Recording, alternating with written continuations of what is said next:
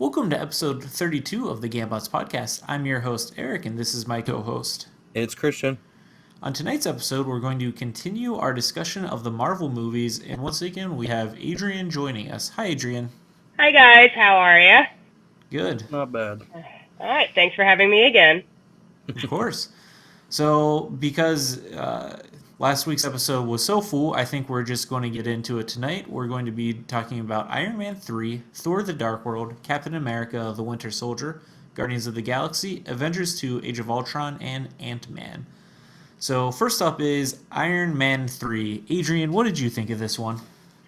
Not the best Iron Man, and probably the worst Iron Man, actually. So out of the three of them, this one I just could not get into, as it was just a constant, like pretty much chaotic mess. And again, the villain was not really the villain, and you just didn't know where it was. The only good thing about it was the Mandarin out of the whole thing. Hard agree. Yeah, I'm with you, and I know generally the internet, or I guess just MCU fans, hated the Mandarin reveal because I guess he's much bigger in the comics. But I thought, is his name Ben Kingsley? He was like the only good part of the movie that I found legitimately funny. Otherwise, I'm going to take it one step further. I think this is the worst movie in the MCU. Wow. A bold statement in a world where the Incredible Hulk exists. I would rather watch The Incredible Hulk because I think it's shorter. Wow. Ooh. It is shorter, that is true. Wow. I watched this movie and I hated it. Nothing made sense. I probably took some of the most notes on this movie just because I couldn't believe what was happening. I saw, and I showed Adrian, I was like, look at Eric's notes. It's like 10 cells, 10 cells, 10 cells, and we get to Iron Man 3, it was like 35 cells. Yes. But however, the best thing that came out of Iron Man 3, there's a one-shot short that you can find, and it deals with the Mandarin, and it's called All Hail the King, and it is priceless. I think I've seen that. Have you seen it, Christian? I think so. Yes, and it's about the Mandarin being in jail, and it is fantastic. So if anybody out there has seen it, you will understand. And it's just the idea of how it's like a documentary of how he got to jail and whatnot, and how he was in this actor, and he was still acting in jail, and all the inmates were actually saying, "Can you do the voice for us?" and stuff like this, and it is hysterical. So. Yep. Ben Kingsley as the Mandarin is literally the only reason I would put this above Incredible Hulk. I would agree with you. It's just not enough for me. I mean, I don't want to take up too much time on my own thoughts here. Christian, what are some of your thoughts on this? Yeah, this is not good. So, like, the villain is boring. I don't really even know what his plan was. Like, he wanted to kill the president. I got that. His guiding principle was, I want to own both sides of terrorism, or both sides of terrorism and the army. It's ridiculous. Dumb. Yep. Yeah, like I can get why the vice president would be interested in like moving up, but like I fundamentally didn't understand what his deal was. The Rebecca Hall character was a mess.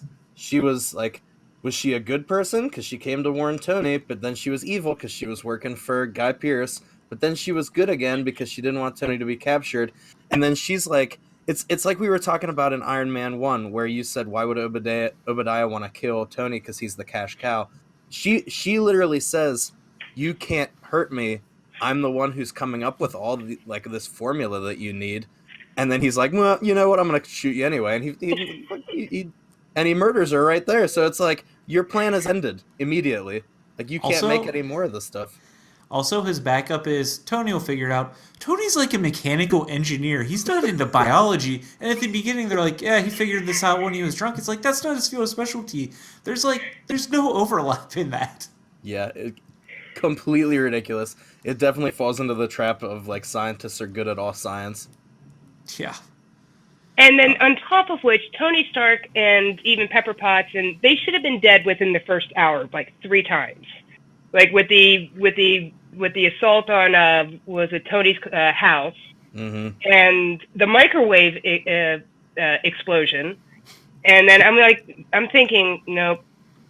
No, the second upon with the rewatch, I was like, I don't like this movie at all.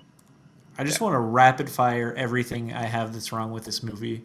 So starting with number one, Tony's house. He has 40 Iron Man suits. Tony has no sort of defense system if a helicopter or anyone comes up and just starts shooting his house. One of those Iron Man suits should have handled that helicopter. It's remote controlled. Which is something we see in Age of Ultron. Yeah, that kid who he hangs out with Harley is super annoying. Jarvis flies him to Tennessee while he's passed out and then has to quit because he has to go to sleep. It's an AI unit. It doesn't go to sleep. Tony's PTSD makes no sense where he has it, and the kid's just like, just fix something, and then his PTSD is cured because he makes a gun to go break into the Mandarin's compound. Killian's powers are not well defined. He shoots fire. He's really strong. That makes no sense. Tony just invented remote control, like you can have the Iron Man suit flying without him. Basically, he stole Ivan Vanko's idea from Iron Man 2. And then he's like, I'm sorry, Rhodey, you can't get in this suit. It's not matched to you. But then Killian is able to do that with the Iron Patriot, even though that technology is theoretically just invented for this movie. Yeah. Is that it? I don't see any problems with any of that stuff. Yeah. I mean, I have a lot more, but I don't want to go too much more. Okay. Yeah, I hated that they tried to shoehorn in like a love quadrangle, where like they're trying to tempt Pepper with Guy Pearce and they're trying to tempt Tony with Rebecca Hall, and like I think I said in the last episode, at this point I'm done with Tony and Pepper. Like, I like how they handled her in Infinity War, where she was just kind of an afterthought. Like, we've fully worked through that character arc. No more. Be done. Yeah, I think they did too much with Pepper Potts, believe it or not, in this one. Like, even though I'm a Pepper Potts fan, and it was just, in my opinion, her story arc in this one was not needed. Yeah, she gets superpowers for like 5 minutes. Yeah, and then at the end, Tony just says, "I fixed her." So, I mean, she was only there to actually save Tony from his own destruction, and that was it. If any relationship in this movie was like well done and like actually benefited from this movie, it was the Tony Happy relationship. And you don't see Happy again until Spider-Man. Yeah, but it like at least it, because in all the other ones, it just seems like Tony just kind of like pushes him around and is mean to him all the time, and then you see him in danger in this one, and it like he's legitimately upset about it, and it was nice to show that like, he actually cares about Happy a little bit. Yeah. Oh, is this the poor head of security? Yeah. How about Happy in that flashback? Oh my gosh, the de-aging effects of Marvel has gotten so much better. Their choice in 2013 was grow out hair and a goatee. That was my next point. What was up with all the mullets in this movie? Happy? Well, it was the past, Adrian. Mullets. That's where mullets. That Guy Pearce.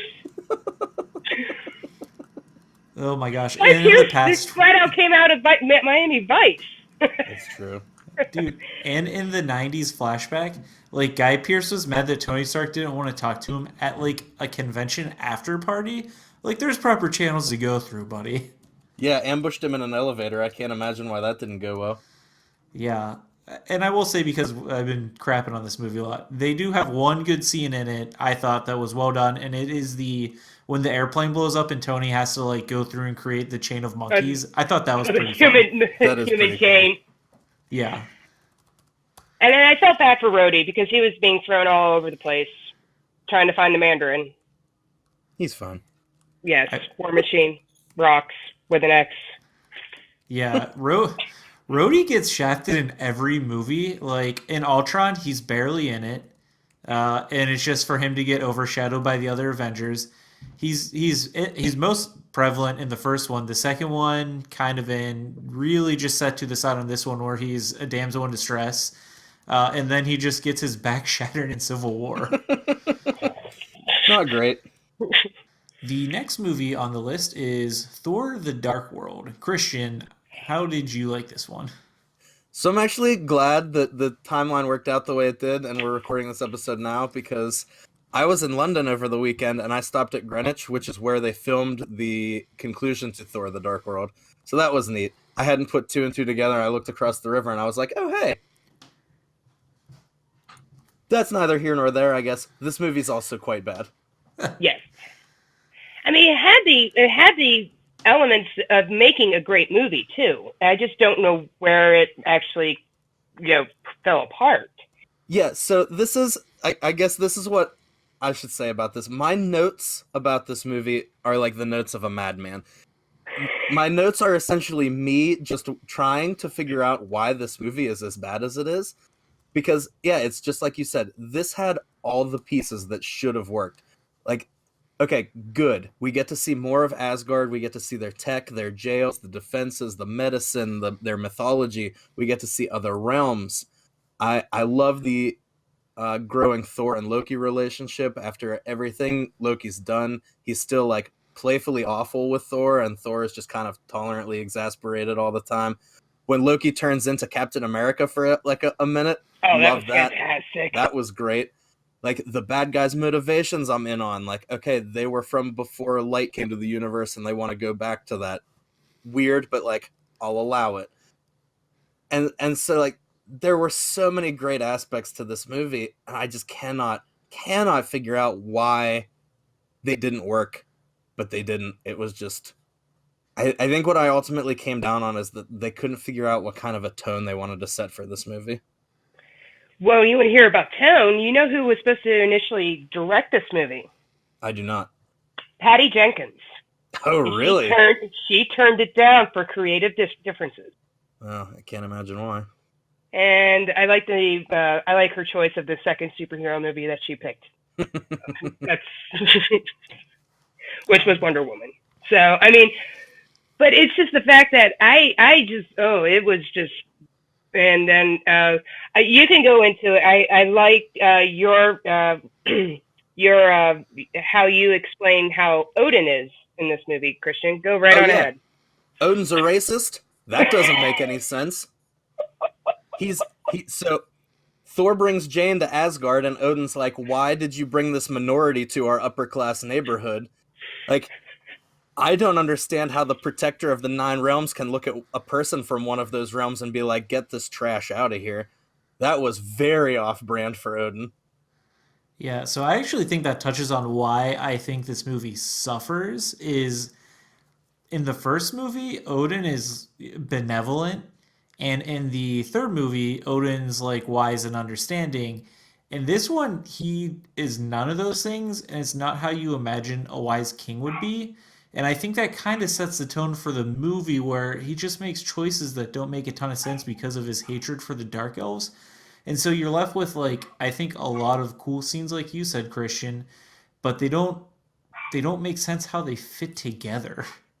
Yeah, he's like an exposition machine for a little while. He's just It's the first talking like at 3 minutes of the audience. movie, Yeah, right? Like it's him explaining the Elven War.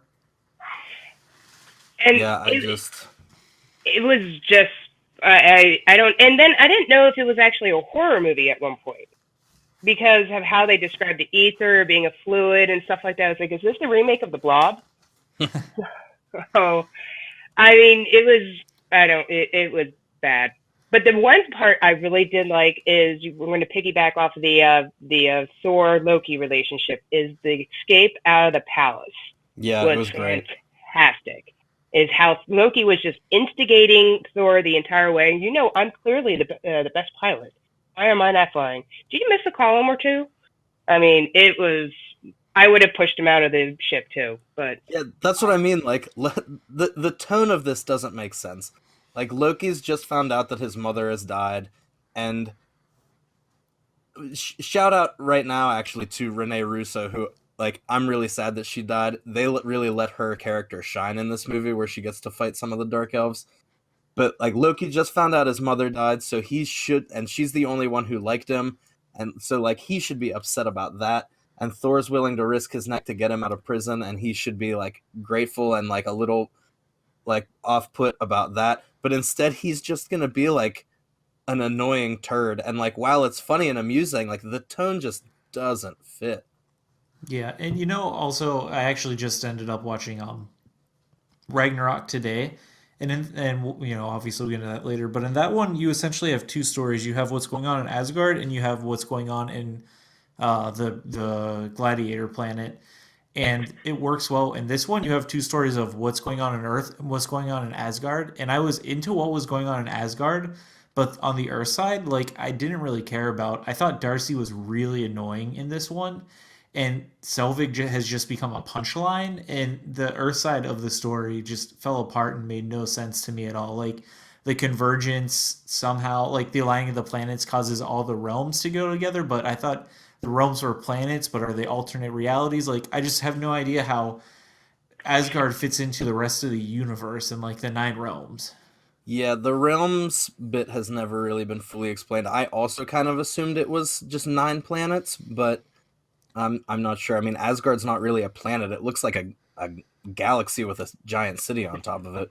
It doesn't really make a whole lot of sense. Yeah. Uh, On Kat Dennings, they do heavily lean into her being the comic relief, and sometimes it lands, sometimes it doesn't.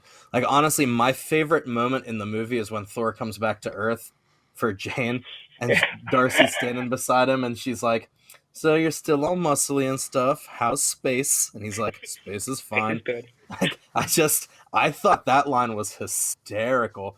But like, almost everything else she says is just like, it's very forced. Yeah, I just keep coming back to, they didn't know what the tone was in this movie, because in the original, like, Thor's funny but not intentionally, right? Like, everything he does is very like situational, and by Ragnarok he's very intentionally funny. And in this one, I feel like they just didn't really know what to do with him.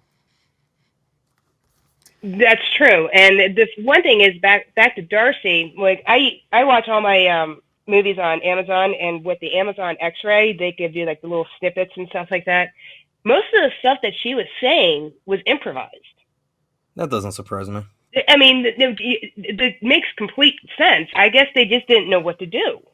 So, because like the idea of what was it, Selvig going, she goes, "Oh, Selvig went banana balls." That was her line. So, This movie was a mess. yes. But it had all the elements to be a great movie.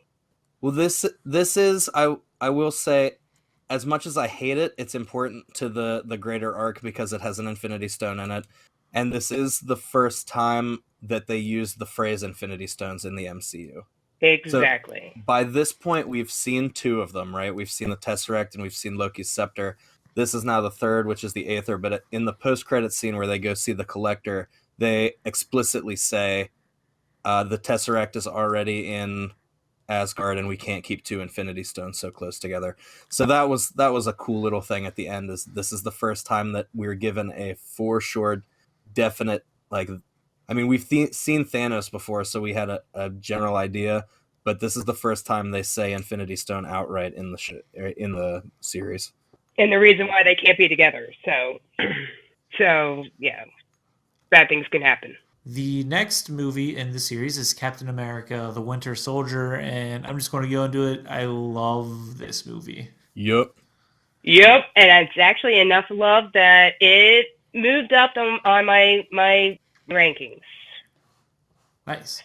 So what did you like about it, Adrian? It's a movie, put it this way, that I could sit my mother in front of, who's never watched an MCU movie, okay? And I can sit her in front of the TV and she will enjoy it.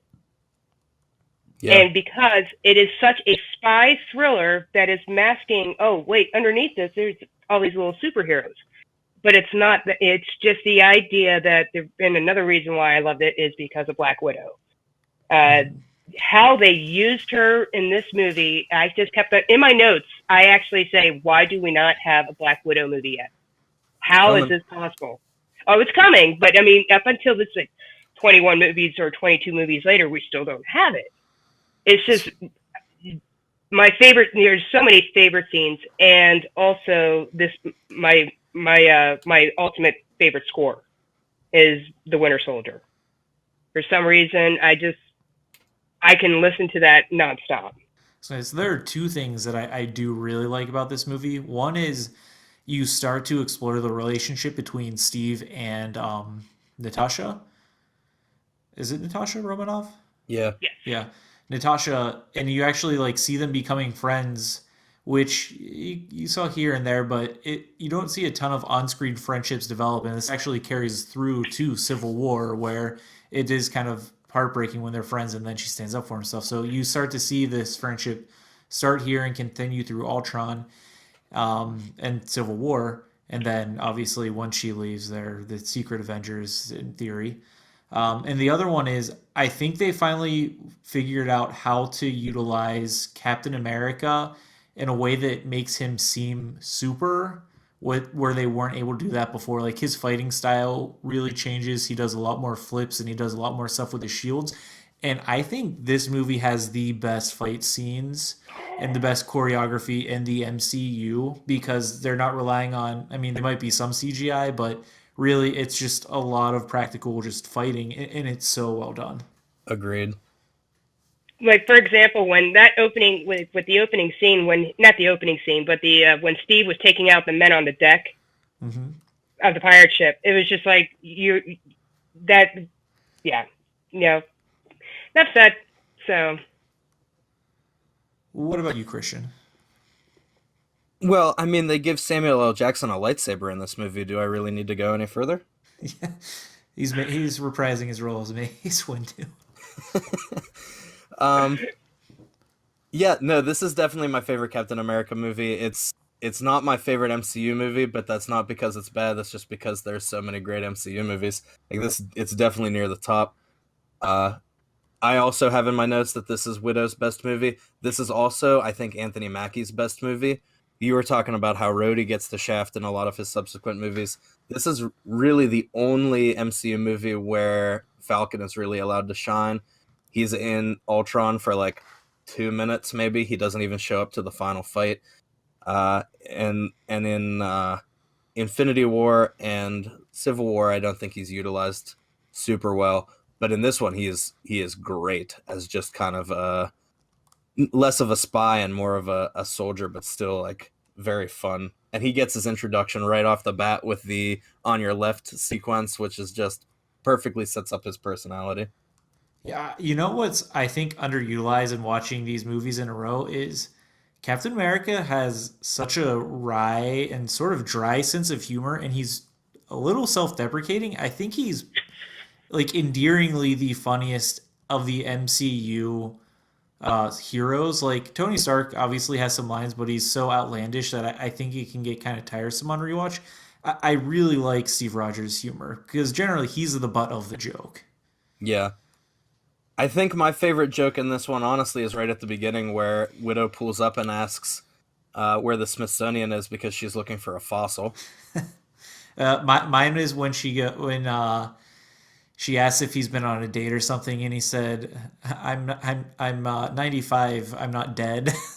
Or no. She asked if he had kissed anyone since 1940, and his response was, "I'm 95. I'm not dead." well, my favorite's on top of the rooftop, and they're hanging Sitwell, and he goes, "Oh, Steve or Captain America is not your style to push me, to do something like this." He goes, it's not, it's hers."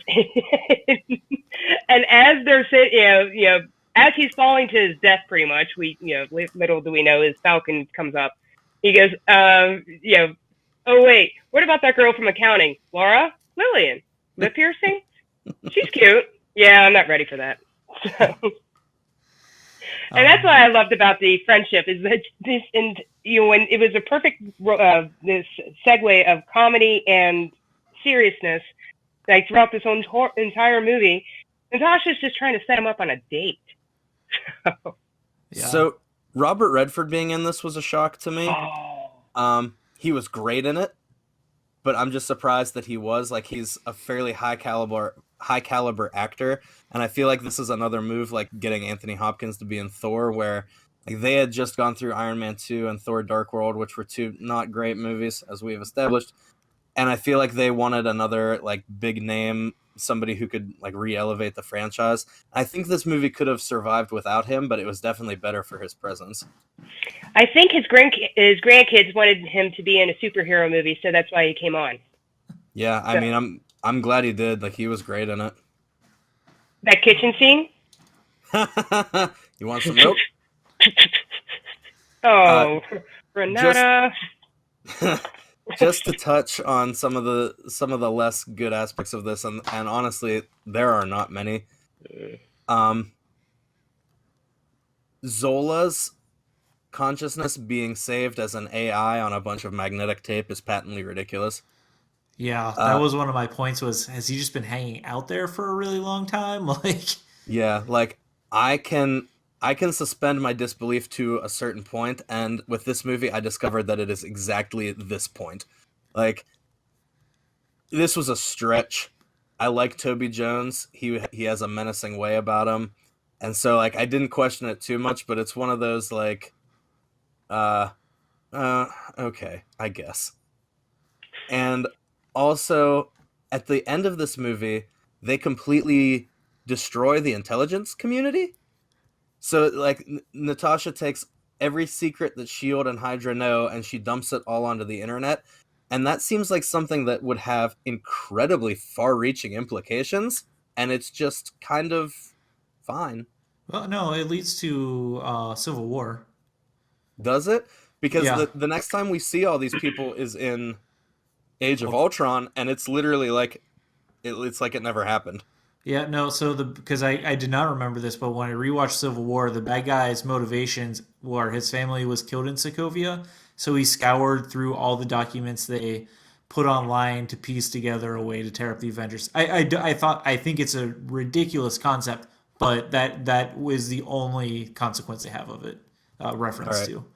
Well, at least they do something with it. It just seems like if the world's foremost intelligence community and foremost terrorism organization had all of their secrets dumped online, like the world would come to a grinding halt. It wouldn't just be like nothing. It wouldn't be like a hiccup. Yeah. Uh, other like I overall I actually really enjoy this movie's plot. I think it has one of the strongest plots because it is such a I think it's a good standalone movie, but also parts of the plot are questionable. Like Shield was created by Peggy Carter and Tony Stark's dad and everything. How did Hydra infiltrate it to such an extent? Because actually, who is it? Zola actually, mentioned it. When you cut one head off, two will appear. Yeah, that's magically how it happened. But it's like, did they do no background checks on these guys? Like, Well, I mean, yeah, I think a big part of it is that a lot of people are just bad at their jobs. But they did mention that Zola was brought over by, they called it Project Paperclip, Hmm. which was they Shield hired a bunch of like ex Hydra scientists so that they wouldn't go through like brain drain. And I mean, I know there's a real life parallel to that. Like, I know we hired a lot of German scientists after World War One to work on like the Manhattan Project and stuff like that. But I mean, yeah, there definitely obviously needed to be a better vetting process than there was. yeah. And then just one final note I want to bring up. I think the Steve versus Bucky Barnes one-on-one fight scene Oh, is hands down the best like fight scene in the MCU. It is so well choreographed. It's I think it's perfect. It's so good. The one on the street or the one in the helicarrier? One in the street. Sorry. Yeah, yeah, I the one agree. when they first meet. Mm-hmm. Okay, well, on that topic, before we move on, I feel like we should talk about the Winter Soldier and the Winter Soldier. Like, what are your guys' thoughts on Bucky? I like the reveal of him in this movie, and then I just feel like he's kind of there for the rest of the MCU. But I really like him in this one. I don't think he works as well later on. I agree with you there, but the I guess it works with the score with me. is that when Bucky's or the Winter Soldier's theme came on, it was so like the music was so menacing and so static and so disjointed. You kind of felt that Bucky was so, how would you say it, out of sorts. You knew that wasn't Bucky, but yet it looked like him. And I guess, yeah, it's the idea of the trust and the friendship between Steve and Bucky that helped bring this, this kind of movie together. And but yeah. Yeah, so I've struggled with Bucky as a character for a while. Like he is great in this, to be sure. Mhm. If I had a complaint about them in this, I wish they would showcase his powers a little more, I guess, because like you had said, Eric, that you think this movie did a good job of making Captain America seem super, and I would agree with that. I would also say that this movie did not do a good job of making Bucky seem super, even though he is. Like the Bucky Cap fights seem evenly matched because they are, but for me that doesn't translate to saying he's also super. That translates to me saying like, oh, these are just two normal guys fighting. You know what I mean? And Yeah. so when they introduce him in Civil War and he's running as fast as Captain America and Black Panther and they're like outpacing traffic, which is, oh my god, I hate that scene so That much. was that But was ridiculous. I had a huge problem with that scene because I was like, he can't do this. He's just a spy. And I had to be explained that, oh no, he also has like super soldier powers. They had one throwaway line in Winter Soldier, which I didn't pick up the first couple times I saw it. Is they mentioned something because they're like, how's he still around and doing this? And they're like, oh, he was experimented on by Zola, which is like the callback to when Captain America saved him in the first Avenger, Mhm. which I never put two and two together. And I was like, oh, that's why he, like, it's not just a metal arm, which I had always thought he just had like a really good metal arm. Yeah, so I had forgotten that from the original Captain 2. I remembered they said Zola experimented on him, but I thought that was supposed to have taken place after he fell off the train. I'd forgotten that he had been like taken into that experimentation room. Yeah, and it just, I guess, didn't manifest until later. But I'm not sure. But yeah, it was like, seemed like a throwaway line to try and explain it. Yeah, that was the other thing I was gonna say. When Captain America got his powers, like he was super from the jump. Like literally, he stepped out of that thing and immediately chased that guy like the whole way across New York City, and then pulled him out of a submarine. Like the Cap saves Bucky on that first mission, and then they raid God knows how many Hydra bases in the last 20 minutes of that movie, and not once does he have like any kind of superpowers. It's not till after he falls out of the train. It's yeah. So Yeah. like I said, I've struggled with him as a character, but this is definitely like he's great in this. He's menacing when he needs to be, and then he's sympathetic when he needs to be. Oh, actually, going back to what you said with the Mace Windu comment, did you guys happen to see Nick Fury's tombstone? Oh No. yes, Yes, and that in referencing another Samuel L. Jackson movie.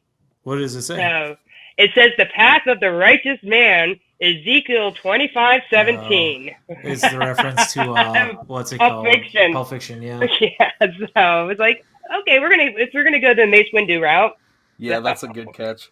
The next movie released in the Marvel Cinematic Universe is Guardians of the Galaxy. Christian, what'd you think of it? This is the dumbest movie in the world in all of the best ways. Never, besides the masterpiece of The Room, has a more unlikely movie ever been made. It's an absolute celebration of the goodwill that Marvel has at its disposal. Like, not only did Phase 2 start with two monumental disasters, but they still had enough goodwill in the company to make this strange, strange movie, and thank God they did. Yeah, I think there's two reasons why this movie succeeds so well.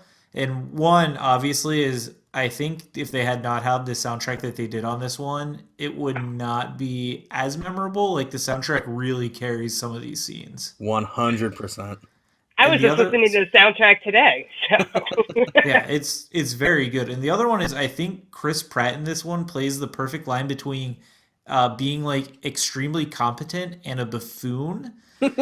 So it's like it's always entertaining because you don't know what's going to happen. You don't have like you're not anticipating like oh he's going to win here or he's going to mess up. Something new is always coming at you when he's on the screen. So those are the two things that really drew me into this one. Yeah.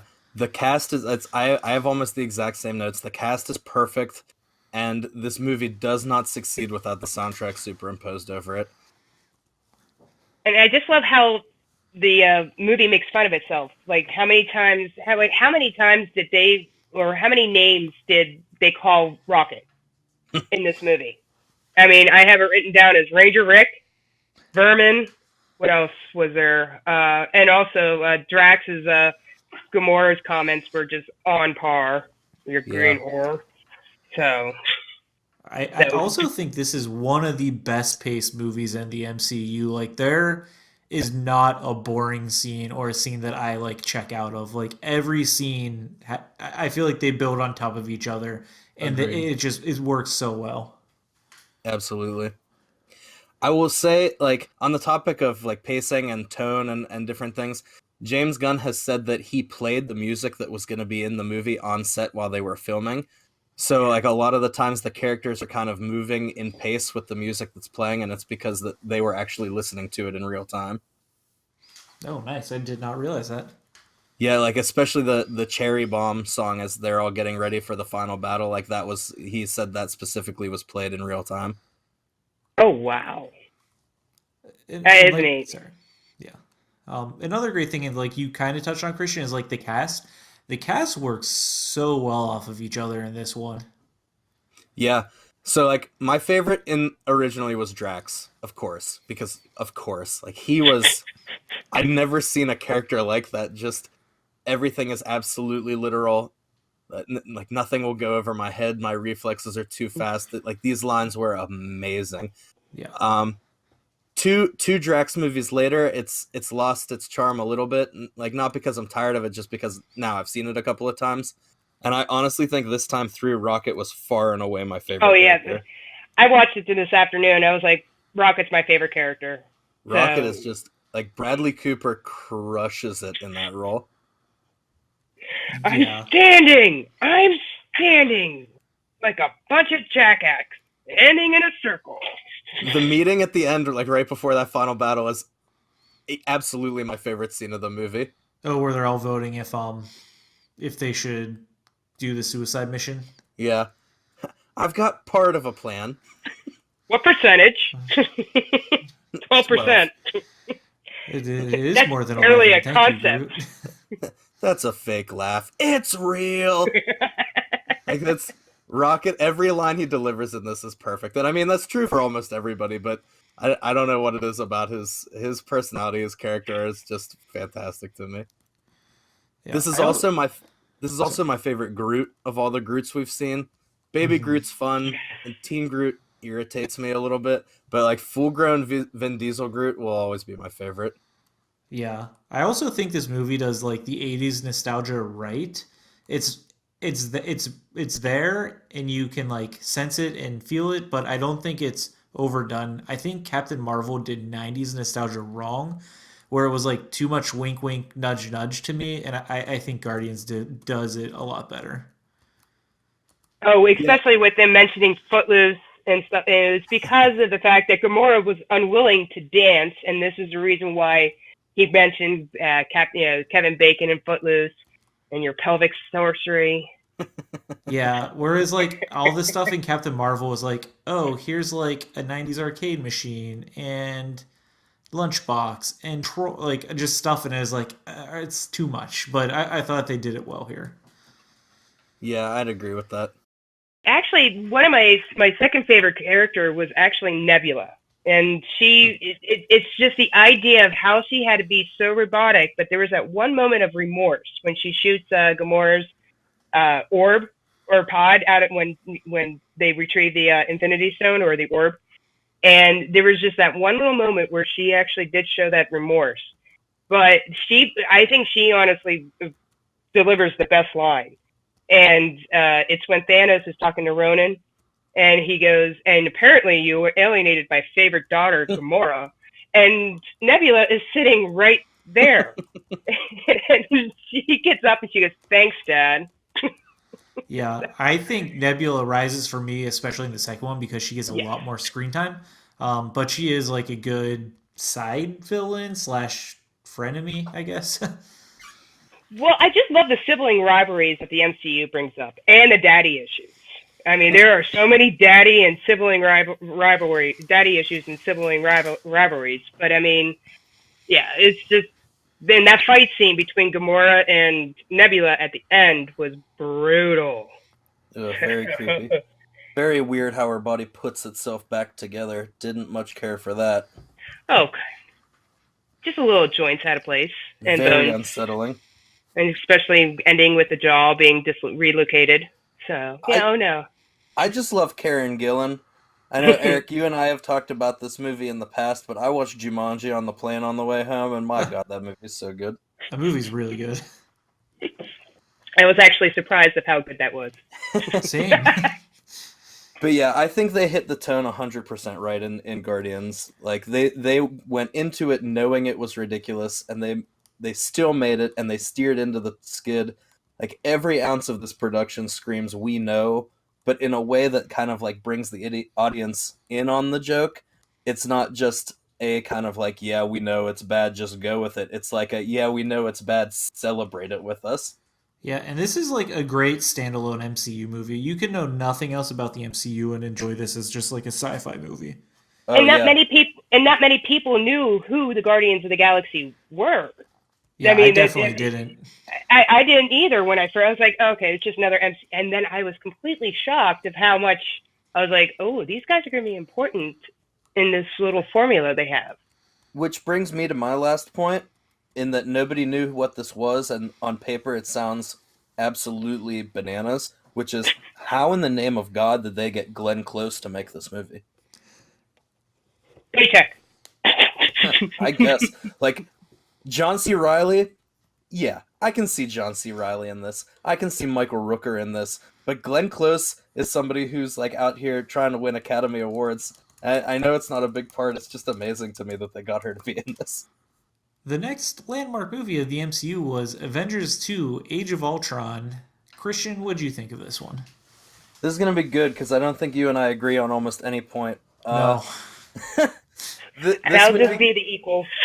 this movie gets more hate than it deserves. I actually really like this movie.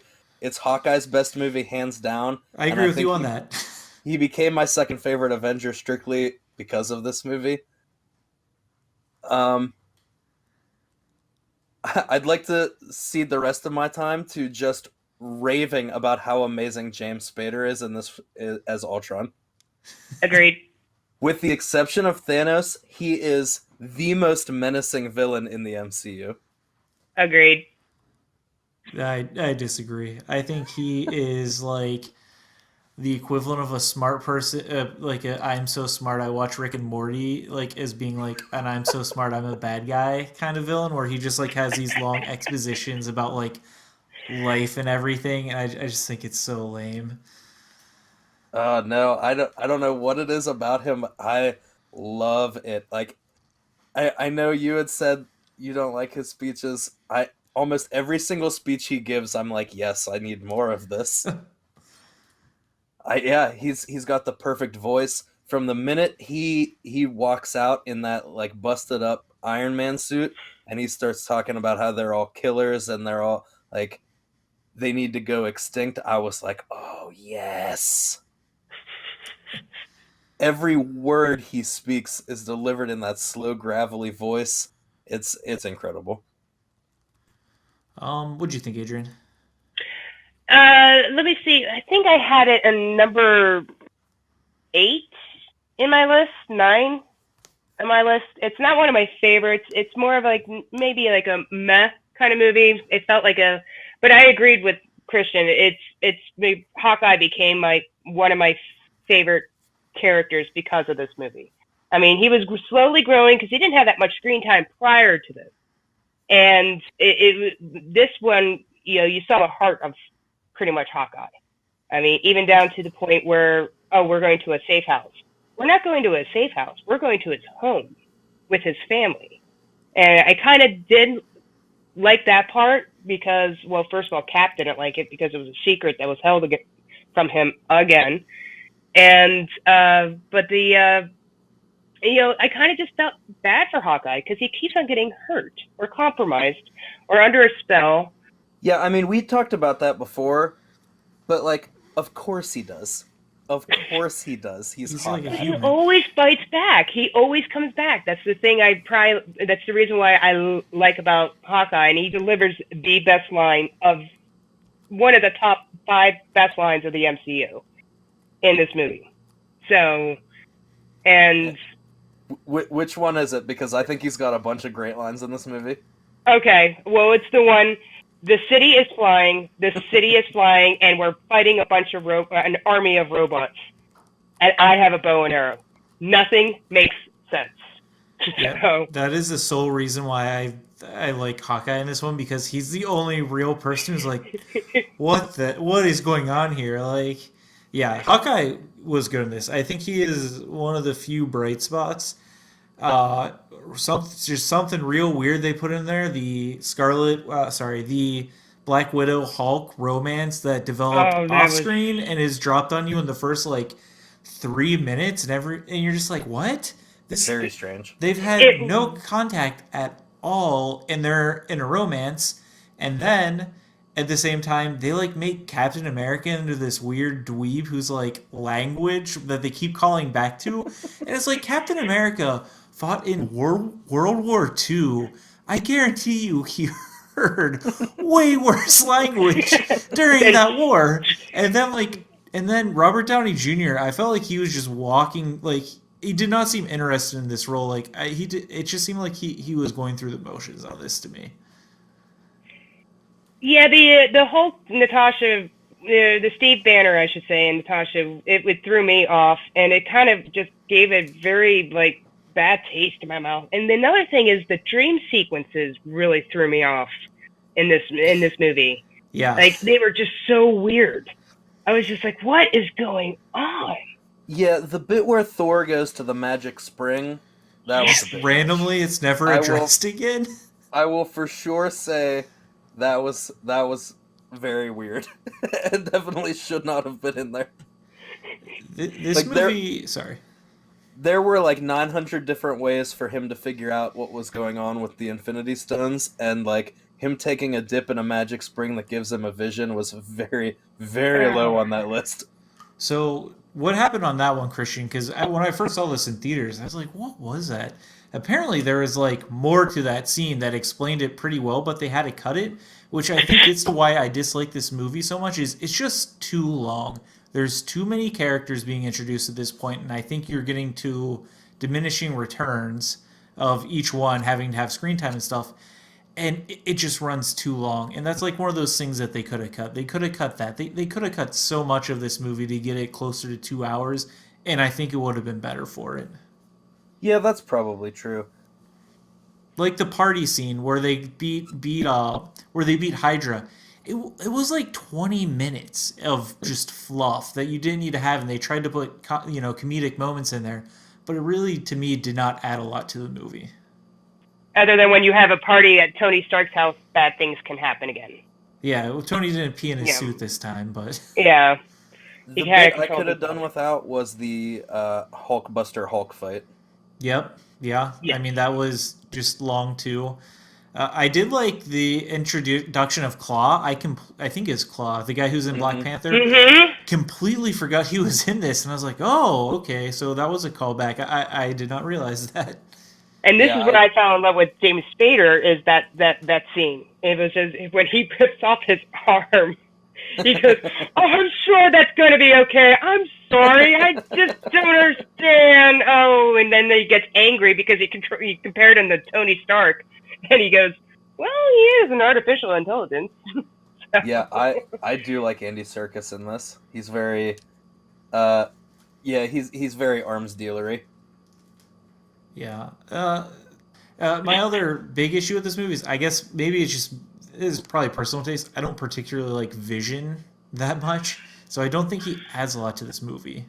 Okay, I was just about to ask how we feel about the new characters, Vision and the twins. So you don't care for Vision?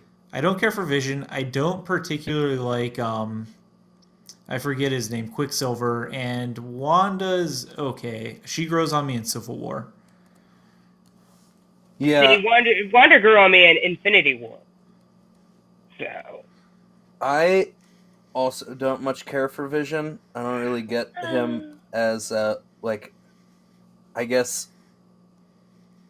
vibranium is shown in Black Panther to be able to do basically everything. Apparently, it can also create life. Well, no, So the that's Soul something Stone fun. is what I think runs him. Well, no, the Mind Stone. The Mind Stone, Mind sorry. Stone, the Mind Stone runs him as like a brain, but like you can use vibranium to create a physical body that can also like Oh, fly yeah. and phase through Mhm. things and like so Yeah. like that didn't make a whole lot of sense to me. They just basically like 3D printed a human body and stuck a brain inside it and it was like, well, it works. Yeah. Um Quicksilver was probably my favorite of the three new characters and they did him dirty in this one. Yeah. And I think I read that it was literally just a contract issue because Quicksilver had already been introduced in the X-Men movies. Yeah. And if they'd have like literally waited until this year to introduce them, it wouldn't have been a problem because Disney owns the X-Men now. But since he was owned by another company, they couldn't ever call him Quicksilver, and then they killed him off after one movie. Yeah. Oh wow. What do you guys think of this final battle, which is, the Avengers last 40 minutes is basically just the Battle of Sokovia versus the last 40 minutes of the first Avengers, which is the Battle of New York. Um, they just destroyed another city. I Yep. mean, honestly, I guess. Go ahead, Christian. I think I like this one more. Really? Yeah, More dire straits. yeah. I mean it's true that if the aliens had made it past the Avengers, they would have conquered the world. Yada yada. That never really seemed like a possibility. The stakes just seemed much more. The stakes seemed higher in this one with like an extinction level event originating on Earth. I thought using Sokovia as a meteor was neat. Uh, I liked that idea. I don't know. It was just fun for me. It was because the throughout the entire battle, like the relationship between Hawkeye and the twins was developing. The the speech he gives to Wanda, which has the none of this makes sense bit in it, but immediately following that, he gets much more sincere and says,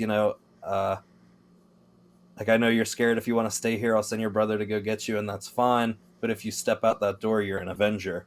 Like that, I love that moment. That's one of my favorite moments in any of these movies, and just seeing everyone kind of spread out and they're all killing these robots one by one by one by one with their own like special talents. It was just fun to me.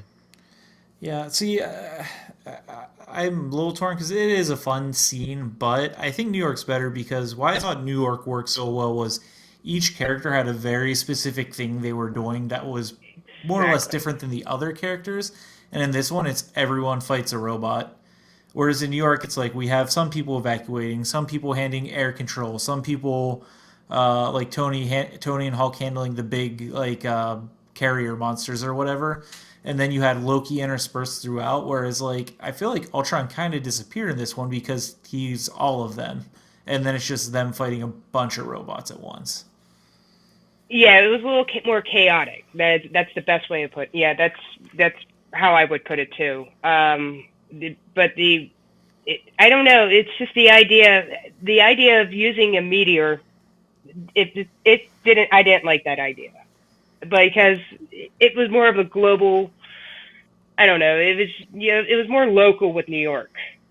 So yeah, Also, like Ultron should have just made another vibranium body. He had enough to somehow like float miles in like how many tons of ground above the earth? Yeah, he had like at least a 3 mile long spike that ran through the middle of that meteor. Yeah, like oh my gosh, that's a lot of vibranium. not too intelligent to not to make another body. So Yeah, right, right. Like he could have totally. I mean, even if it wasn't like a humanoid body like Vision, it would have just been a vibranium android. Like it would not have been really destroyable. Well, isn't that what he was using at the end?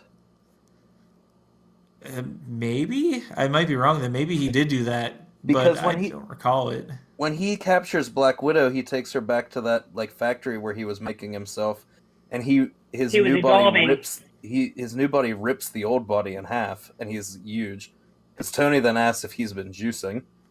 Okay, so maybe he did make a vibranium body. I did not pick up on that if he did. And I think the other reason why I didn't like Ultron all that much is because it was, as you said, a 2.5 Captain. It was starting to tear the team apart. I mean, that's what even Tony was, or Cap was even saying. Ultron's trying to tear us apart, and it was Tony playing God in a way, because without Tony, with Tony playing with the scepter, that he had no idea what was going to happen, and he created this AI. And where did I write into? Oh wait, it was like, if we can harness the power, but what happens if you can't harness that power, Tony? It's not like you can pull the plug. Yeah. Yeah, they definitely do a lot of foreshadowing towards Civil War, like the conversation between Captain America and Iron Man that they have at the cabin. Mm-hmm. It essentially is the entire plot to Civil War, which is Steve tells him every time someone tries to end a war before it begins, innocent people die, and that's, I mean, more or less one of the big focuses of Civil War is trying to preempt these things. Man, when we get to Civil War, I really, and maybe this is my issue. I didn't really like this one. I think Civil War tries to tie everything too closely to Sokovia and stuff that it just also makes me dislike that movie. It was Age of Ultron Part 2, pretty Yeah. much for me, and I didn't want another one of those. So Oh my god, I'm just like Tony in Civil War being like we gotta like cover for our mistakes and be like, dude, you're the one who almost destroyed the world. Steve Rogers' yeah, team, instead of having a bomb blow up in a crowded market, they blew up a building floor. Like those are not equal events. Sorry. Do you guys have anything else to say on that? I have a lot to say about Civil War, but I'll wait till Sorry. On Oh, yeah. Ultron. Did you like Civil War, Christian? What? Did you like Civil War? No. Okay. Not at No. all. Okay. I remember being in the theater with you and watching Civil War, and you. I remember watching your reaction, and you did not like it. They were not favorable. Yeah. But Okay. Like I'll chop this little chunk out, but like yeah, like I said earlier, I think it all started with that scene where they were all running through traffic, and I was like, "What is happening?" yep, exactly. And that just painted like the entire rest of the movie for me as nonsense. Yeah. And now you guys both didn't like Vision. Guess what? I actually did. Oh For wow. some reason. Yeah, I mean, it was just the idea of how when he said, when he first came into being, he was saying, I wrote in my notes saying they created another AI. Can they trust it? And then that's when he says, I'm not what you are, but not what you intended. So there is no way to make you trust me. And it was just like, okay, here's another, and then he picks up Thor's hammer. And we're like, oh, well done. Yeah, I just but don't it get was, him as a character. Yeah, I don't understand why he's worthy. He I guess. Well, they have that conversation at the end about how he doesn't count because he's a machine. Oh, okay. You can put the hammer in an elevator, the elevator Yeah. can still go up. So, and it's just the idea of like what he said to Ultron on the end. And he goes, they tried to think that order and chaos is somehow opposites, and they try to control what won't be. But there is grace in their failings. So he understands, he's not a human, but he understands where they're coming from. The conversation between Vision and Ultron at the end is the only scene I've ever liked Vision in, and honest to God, I think it's because Ultron's carrying the scene. Okay. But he goes, you're wonderfully naive. I was born yesterday. All right, guys, we're going to save Ant-Man for next week just for time constraint reasons. Thank you for checking out our episode. If you want to contact us, you can reach us on Twitter. We are at Gambots Network, or you can send an email. We are gambots.blog@gmail.com. Adrian, thank you for joining us tonight, and thank you guys for listening. Thank you. Thank you.